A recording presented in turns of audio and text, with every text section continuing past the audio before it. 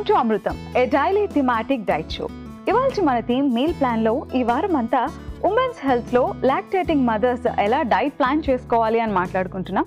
మరి ఈ రోజు సప్పర్ టైం కాబట్టి సప్పర్ ని ఎలా ప్లాన్ చేసుకోవాలో మన డైటీషియన్ లహరిని అడిగి తెలుసుకుందాం.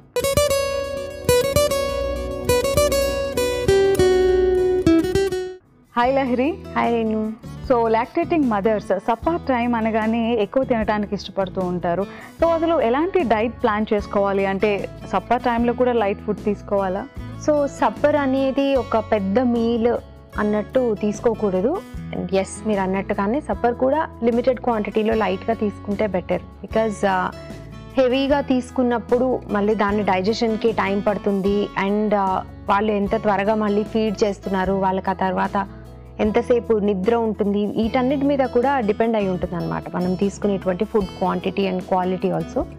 సో వీలున్నంత వరకు nutritious meal, protein rich meal, but lighter in portion sizes. ఎందుకంటే కేవలం సప్పర్ తీసుకుంటే అదే లాస్ట్ మీల్ అన్నట్టు కాదు. In case of lactating mothers normally ఏంటంటే సప్పర్ తర్వాత ఇంకా బెడ్ టైమ్ స్నాక్ అది యూజువల్లీ అవసరం ఉండవు. కొంతమందికి అవసరం అవుతుంది మరీ ఎర్లీగా చేస్తే తప్ప, but normally it is not necessary. So supper తర్వాత ఏదైనా ఫిజికల్ ఎక్సర్సైజ్ చేయడానికి ఉంటుంది? సప్పర్ తర్వాత అంటే ఇట్ డిపెండ్స్ అండి, అంటే వాళ్ళ ఎనర్జీ లెవెల్స్ని బట్టి ఉంటుంది. ఫిజికల్ యాక్టివిటీకి పర్టికులర్గా ఒక టైమే అని కాకుండా త్రూ అవుట్ ద డే దొరికినంత రెస్ట్ తీసుకుంటూ కొంత ఫిజికల్గా యాక్టివ్గా ఉండడానికి కూడా ట్రై చేసినట్టయితే వాళ్ళ హెల్త్కి కూడా బాగుంటుంది. లాక్టేటింగ్ మదర్స్ యూజువల్లీ ఏంటంటే ఎక్సర్సైజ్ చేయొద్దన్నారు, లేకపోతే ఎక్సర్సైజ్ చేస్తే మిల్క్ సప్లై తగ్గిపోతుంది అని అపోహ ఉంటుంది. But that is not true. ఎక్సెసివ్గా అంటే రోజుకి 45 మినిట్స్ 1 అవర్ కంటే ఎక్కువ ఇంటెన్స్ ఎక్సర్సైజ్ చేసి దానికి తగ్గట్టు డైట్ తీసుకోకపోతే లాక్టేషన్ ఇంపాక్ట్ అవుతుంది, అంటే మిల్క్ ప్రొడక్షన్ ఇంపాక్ట్ అవుతుంది. కానీ otherwise half an hour to 45 minutes moderate exercise ఒకటేసారి half an hour to 45 minutes చేయకపోయినా రోజులో కనీసం ఒక 3-4 టైమ్స్గా 10 మినిట్స్ యాక్టివిటీ చేసినా సరే కూడా వాళ్ళకి ఫిజికల్గా యాక్టివ్గా ఉండటం మూలాన వచ్చేటువంటి హెల్త్ బెనిఫిట్స్ అన్నీ వస్తాయి. లాక్టేషన్కి ఎటువంటి ప్రాబ్లం రాదు, అంటే మిల్క్ సప్లై కూడా ఎటువంటి ప్రాబ్లం రాదు. ఓకే.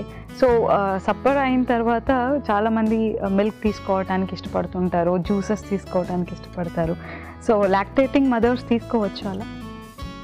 జ్యూస్ అవాయిడ్ చేస్తేనే మంచిది, బట్ మిల్క్ వరకు అయితే తీసుకోవచ్చు. అయితే లిమిటెడ్ క్వాంటిటీలో తీసుకోవాలి. రోజు మొత్తం మీద కలిపి 500 ml అంటే హాఫ్ లీటర్కి మించకుండా మాత్రమే మిల్క్ తీసుకుంటే బెటర్. కాల్షియం రిక్వైర్మెంట్ ఉంటుంది, బట్ మిల్క్ ఒకటే కాకుండా అదర్ మిల్క్ బేస్డ్ ప్రోడక్ట్స్ కానీ, అట్లాగే అదర్ సోర్సెస్ ఆఫ్ కాల్షియం కానీ, మన లీఫీ వెజిటబుల్స్ కానీ, గింజలు కానీ, ఇట్లాంటి వాటన్నిటి నుంచి కూడా మనకి కాల్షియం అందుతుంది. కాబట్టి కాల్షియం కోసం కేవలం మిల్క్ మీదే డిపెండెన్స్ మంచిది కాదు. బియాండ్ అ పాయింట్ మిల్క్ తాగాల్సిన అవసరం కూడా లేదు.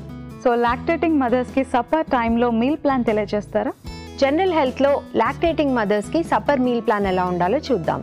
సోమవారం మష్రూమ్ దలియా పెసల కర్రీ, మంగళవారం beetroot roti, tofu baby corn curry, బుధవారం బఠానీ పాలకూర soup, meal maker millet pulao, గురువారం కరివేపాకు రోటీ, దొండకాయ పొరియల్, శుక్రవారం పాలకూర మిల్లెట్ రైస్, క్యారెట్ పాలుపోసిన కూర, శనివారం రాగి రోటీ, బ్లాక్ చనా కర్రీ, ఆదివారం coriander brown rice, mushroom stroganoff. Lactating mothers supper టైంలో మీల్ ప్లాన్ ఎలా చేసుకోవాలో తెలుసుకున్నారు కదా. సో లహరి, ఈరోజు మాకు ఏ 2 రెసిపీస్ని పరిచయం చేయబోతున్నారు? ఇవాళ మనం మీల్ మేకర్ మిల్లెట్ పులావ్, బఠానీ పాలకూర సూప్ ట్రై చేద్దాం. సో ఇవాళ మన first recipe meal maker millet పులావ్లో మెయిన్ ఇంగ్రీడియంట్స్లో గల పోషక విలువలు ఏంటో తెలుసుకుందాం. So Lahari, meal maker millet పులావ్కి సంబంధించిన మెయిన్ ఇంగ్రీడియంట్స్ వచ్చేసాయి. మరి వాటిలో ఉండే పోషక విలువలు ఏంటో తెలియజేస్తారా? మీల్ మేకర్ అలాగే మిల్లెట్ రెండు కూడా న్యూట్రిషియస్ అండ్ చాలా ఎక్కువ విటమిన్స్ మినరల్స్ కూడా ఉండేటువంటి ఫుడ్ అన్నమాట.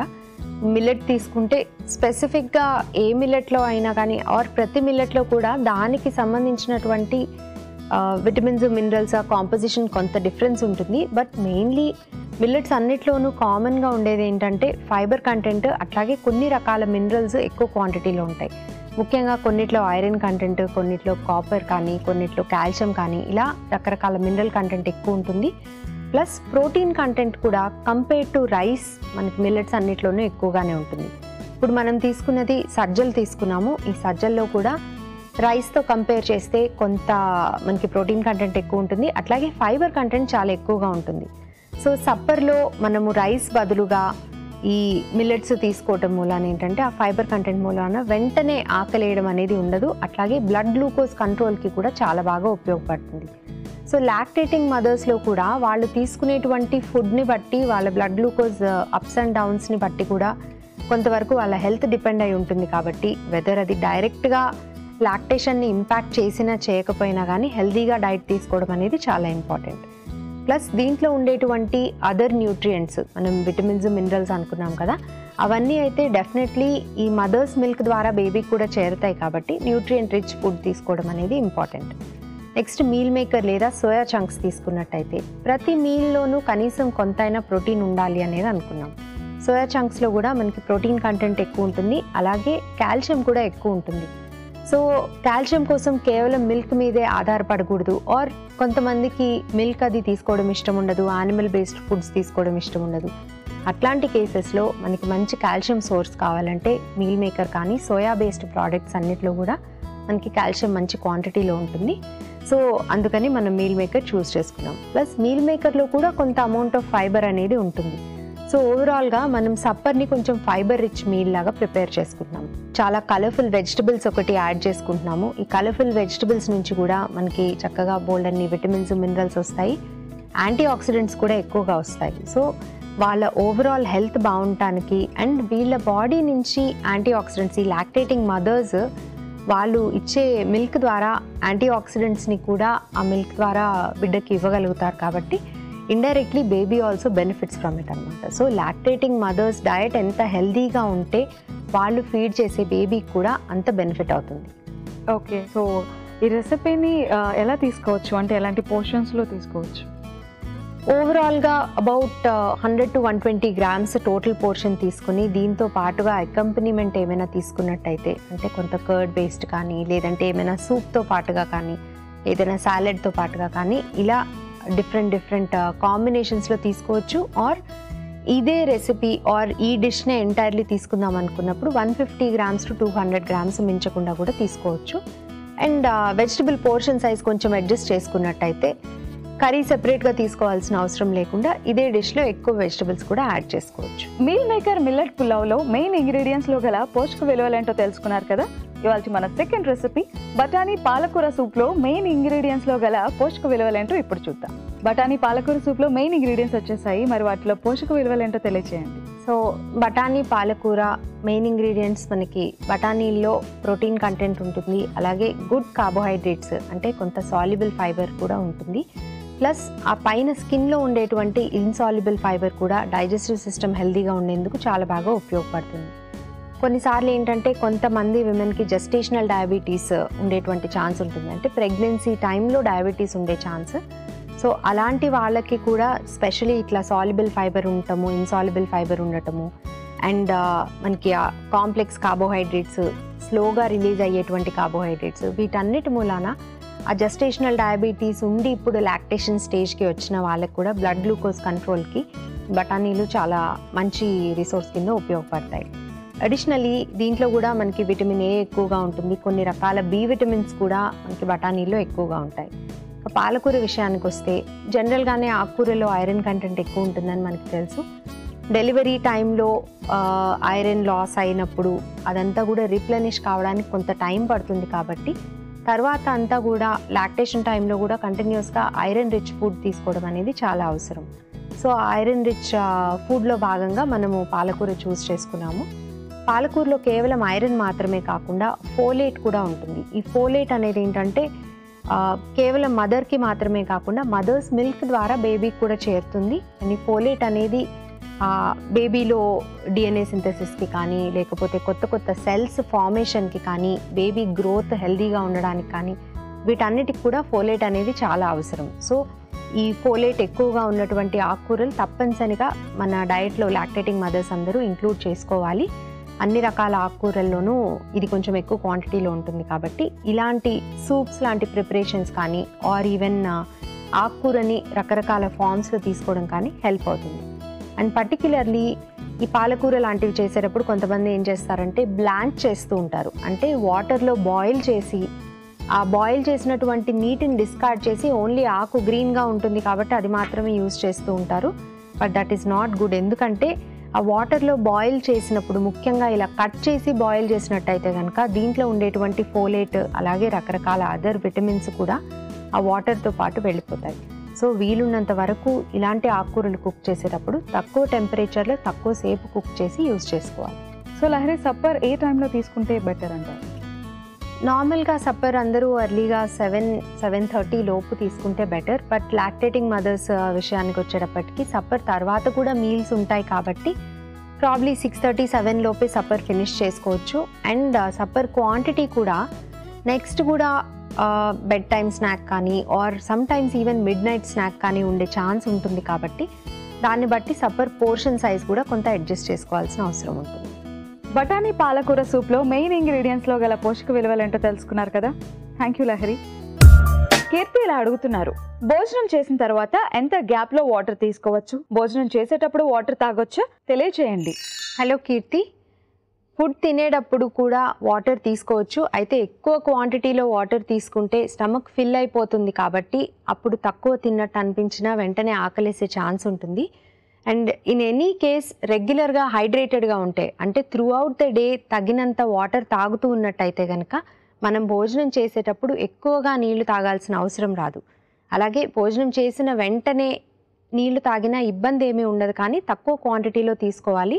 అండ్ ఎక్కువ క్వాంటిటీలో ఎప్పుడు వాటర్ తీసుకున్నా సరే స్టమక్ ఫుల్ అవుతుంది కాబట్టి రెగ్యులేట్ చేసి గంటకొకసారి తక్కువ క్వాంటిటీలో వాటర్ తీసుకున్నట్టయితే హైడ్రేషన్ స్టేటస్ అనేది బెటర్గా ఉంటుంది. ఇవాళ మన first recipe meal maker millet pulao ఎలా ప్రిపేర్ చేసుకోవాలో ఇప్పుడు చూద్దాం.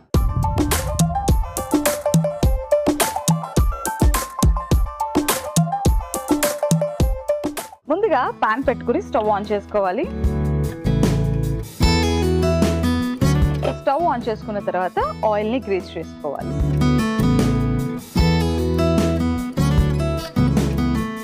ఓకే, ఇప్పుడు దాల్చిన చెక్క, యాలకులు,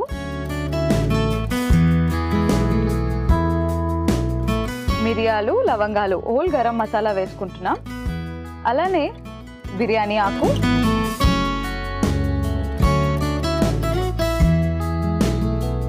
ముందుగా తరిగి పెట్టుకున్న ఉల్లిపాయలు. సో ఉల్లిపాయ ముక్కలు వేసుకున్నాము. ఇప్పుడు కలుపుకుందాం.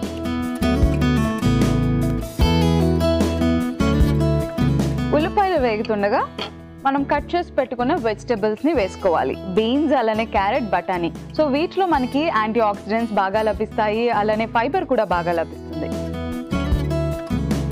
సో వెజిటబుల్స్ని వేసుకుంటున్నాం.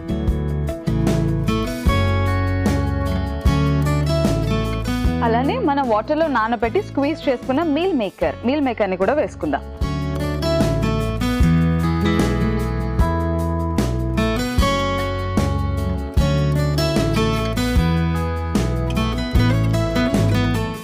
మీల్ మేకర్లో మనకి కాల్షియం బాగా లభిస్తుంది, అలానే విటమిన్స్ కూడా బాగా లభిస్తాయి.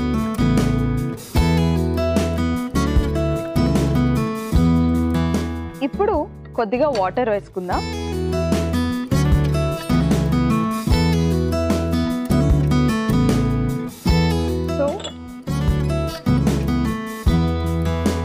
వాటర్ వేసుకున్న తర్వాత కొద్దిసేపు ఉడకనివ్వాలి.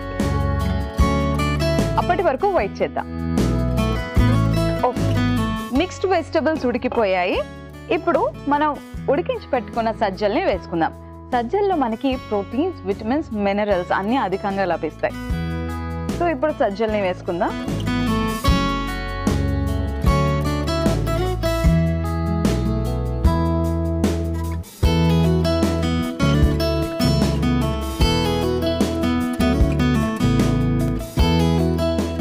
ఇప్పుడు తగినంత ఉప్పు వేసుకుందాం.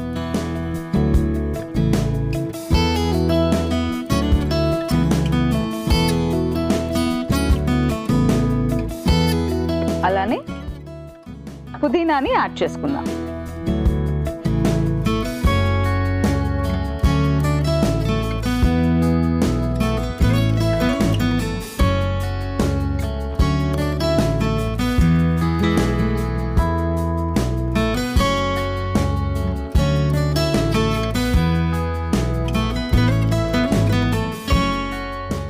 మిశ్రమం కొద్దిగా ఉడికే వరకు వెయిట్ చేద్దాం.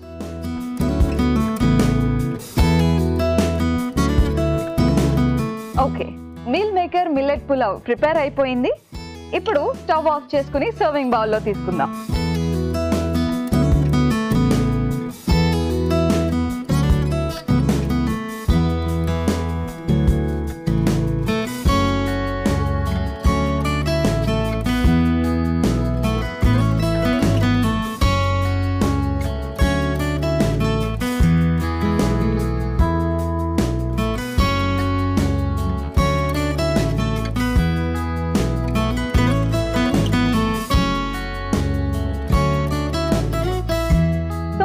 Recipe meal maker millet pulao prepare అయిపోయింది.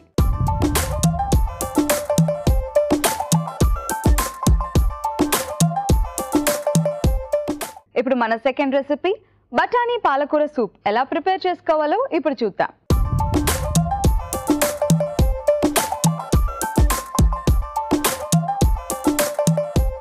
సో మనకు కావాల్సిన ఇంగ్రీడియంట్స్ అన్ని తీసుకున్నాము. ఇప్పుడు మిక్సీ జార్ తీసుకోవాలి. మిక్సీ జార్ తీసుకొని బఠానీ వేసుకోవాలి.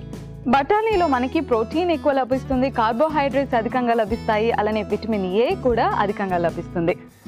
ఇప్పుడు బఠానీ వేసుకుందాం.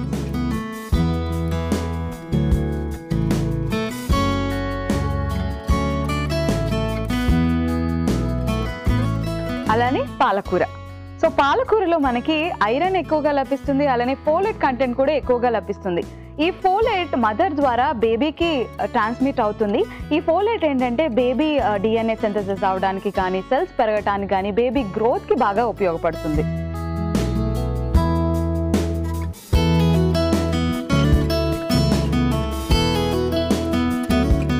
సో పాలకూర బఠానీ వేసుకున్నాం కదా, ఇప్పుడు మిక్సీ చేసుకుందాం.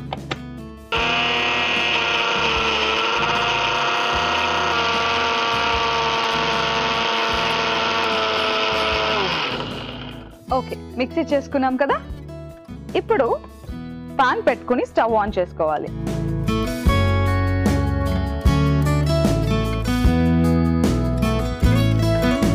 పాన్ వేడెక్కిన తర్వాత ఆయిల్తో గ్రీస్ చేసుకోవాలి.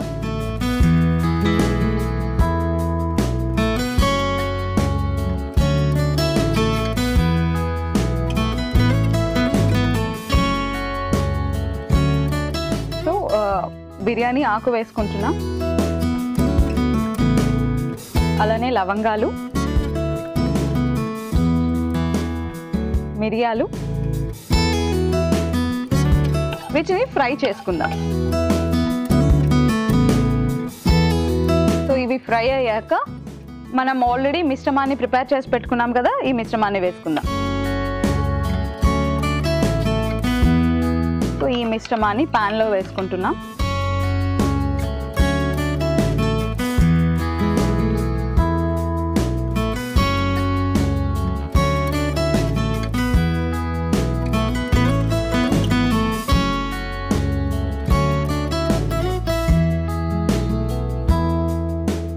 ఇప్పుడు వాటర్ని యాడ్ చేసుకుందాం.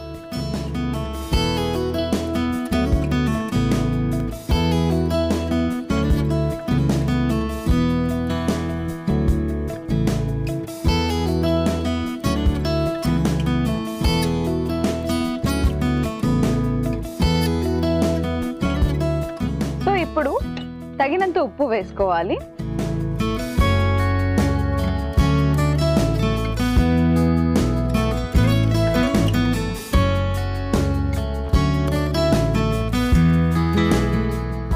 వేసుకున్న తర్వాత మగ్గడానికి కొంచెం టైం ఇద్దాం. ఈలోపు వెయిట్ చేద్దాం. ఓకే, బఠానీ పాలకూర సూప్ ప్రిపేర్ అయిపోయింది కదా. ఇప్పుడు స్టవ్ ఆఫ్ చేసుకుని సర్వింగ్ బౌల్లో తీసుకుందాం.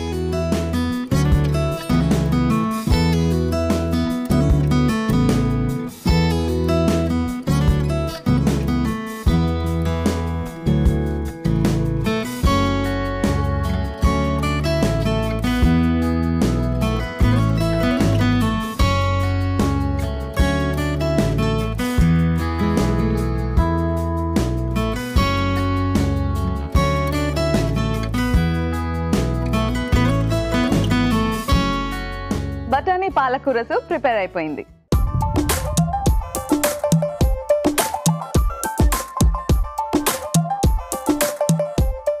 మీల్ మేకర్ మిల్లెట్ పులావ్ కి బఠానీ పాలకూర సూప్ కి కావాల్సిన పదార్థాలు, తయారీ విధానం మరొకసారి చూద్దాం. మీల్ మేకర్ మిల్లెట్ పులావ్ కి కావాల్సిన పదార్థాలు: సజ్జలు 1 cup, mixed vegetables 1 cup, meal maker 1 cup, నూనె 2 టీ స్పూన్లు, ఉల్లిపాయ ముక్కలు 1/2 కప్పు, ఉప్పు తగినంత, బిర్యానీ ఆకు 2, హోల్ గరం మసాలా 2 టీ స్పూన్లు, పుదీనా కొద్దిగా. మీల్ మేకర్ మిల్లెట్ పులావ్ తయారు చేసుకునే విధానం: ముందుగా స్టవ్ ఆన్ చేసుకుని పాన్ ని నూనెతో గ్రీస్ చేసుకుని హోల్ గరం మసాలాలు, బిర్యానీ ఆకు, ఉల్లిపాయ ముక్కలు, మిక్స్డ్ వెజిటబుల్స్, మీల్ మేకర్, తగినన్ని నీళ్లు పోసి మూత పెట్టి ఉడికించుకోవాలి. తర్వాత ఉడికించిన సజ్జలు, తగినంత ఉప్పు, పుదీనా వేసి కలుపుకొని సర్వింగ్ బౌల్ లో తీసుకుని సర్వ్ చేసుకుంటే meal maker millet pulao ready. బఠానీ పాలకూర సూప్ కి కావలసిన పదార్థాలు: పచ్చి బఠానీలు 1 కప్పు, నూనె 2 టీ స్పూన్లు, బిర్యానీ ఆకు 2, లవంగాలు 1 టీ స్పూన్, పాలకూర 1 కప్పు, ఉప్పు తగినంత, మిరియాలు 2 టీ స్పూన్లు. బఠానీ పాలకూర సూప్ తయారు చేసుకునే విధానం: ముందుగా మిక్సీ జార్లో పచ్చి బఠానీలు, పాలకూర వేసి మిక్సీ పట్టుకోవాలి. తర్వాత స్టవ్ ఆన్ చేసి పాన్ ని నూనెతో గ్రీస్ చేసి బిర్యానీ ఆకు, లవంగాలు, మిరియాలు, మనం మిక్సీ పట్టుకున్న పాలకూర పేస్ట్, తగినన్ని నీళ్లు పోసుకుని కొద్దిగా ఉప్పు వేసి కలిపి మూత పెట్టుకుని బాగా మగ్గించుకుని సర్వింగ్ బౌల్లో తీసుకుని సర్వ్ చేసుకుంటే బఠానీ పాలకూర సూప్ రెడీ. సౌమ్య ఇలా అడుగుతున్నారు: మా బాబుకి 5 years, వాడు పాలు పెరుగుతో చేసే ఫుడ్స్ ఏవి తినడానికి ఇష్టపడడు. మరి వాటిలో ఉండే న్యూట్రియంట్ వాల్యూస్ రావాలి అంటే ఎలాంటి డైట్ తీసుకోవాలి తెలియజేయండి. హలో సౌమ్య గారు, చిన్నపిల్లలకి మిల్క్ అండ్ మిల్క్ ప్రోడక్ట్స్ నుంచి వచ్చేటువంటి కాల్షియం చాలా అవసరం. మీ బాబు ఒకవేళ కాల్షియం రిచ్ ఫుడ్స్ అయినటువంటి డైరీ ప్రోడక్ట్స్ని ఇష్టపడినట్టయితే కనుక దాన్ని స్మూతీస్ లాగా లేదా ఫ్రోజన్ ప్రోడక్ట్స్ కింద కూడా తయారు చేసి ట్రై చేయొచ్చు. ఒకవేళ అలా కూడా ఇష్టపడినట్టయితే కనుక మీరు కాల్షియం రిచ్ ఫుడ్స్ అయినటువంటి సోయా బేస్డ్ ప్రోడక్ట్స్ అండ్ రకరకాల గింజలు నానబెట్టి కానీ ఉడికించి కానీ ఇవ్వటము and calcium rich non vegetarian items కూడా వాళ్ళ డైట్లో ఇంక్లూడ్ చేయడం ద్వారా వాళ్ళ కాల్షియం షార్టేజ్ లేకుండా చూసుకోవచ్చు. ఇవాళ 2 రెసిపీస్ ఎలా ప్రిపేర్ చేసుకోవాలో తెలుసుకున్నారు కదా. మన first recipe meal maker millet pulao. Meal మేకర్లో మనకి కాల్షియం లభిస్తుంది, అలానే ఫైబర్లు కూడా లభిస్తుంది. అలానే మిల్లెట్స్లో మనకి ప్రోటీన్స్, విటమిన్స్, మినరల్స్ లభిస్తాయి అన్నమాట. అండ్ ఇవాళ మన సెకండ్ రెసిపీ పాలకూర బఠానీ సూప్. పాలకూరలో మనకి ఐరన్ అలానే ఫోలేట్ కూడా అధికంగా లభిస్తుంది. అలానే బఠానీలో మనకి కార్బోహైడ్రేట్ అధికంగా లభిస్తుంది, విటమిన్ ఏ కూడా అధికంగా లభిస్తుంది. సో ఈ 2 రెసిపీస్ మీరు కూడా ట్రై చేయండి. ఈ వారం అంతా ఉమెన్స్ హెల్త్ లో లాక్టేటింగ్ మదర్స్ మీల్ ప్లాన్ ఎలా ఉండాలో తెలుసుకున్నారు కదా. నెక్స్ట్ ఎపిసోడ్ లో మరొక థీమ్ తో మళ్ళీ కలుద్దాం.